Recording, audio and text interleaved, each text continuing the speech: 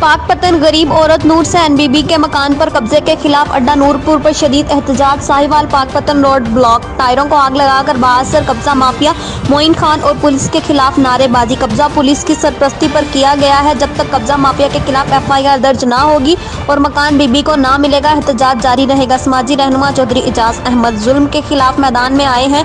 हक मिलने तक एहतजाज होगा। एहतजाजी मुजाहिरीन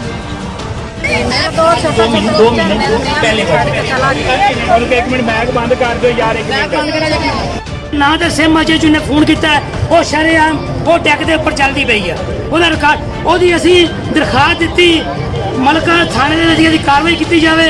ਸਾਡਾ ਉਹਨਾਂ ਨੇ SHO ਨੇ ਉਹਦਾ ਟੈਗ ਚੱਕ ਨਹੀਂ ਲਾਇਆ, ਪਰਚਾ ਦੇ ਇੱਕ ਪਾਸੇ ਉਹਦਾ ਟੈਗ ਚੱਕ ਨਹੀਂ ਲਾਇਆ।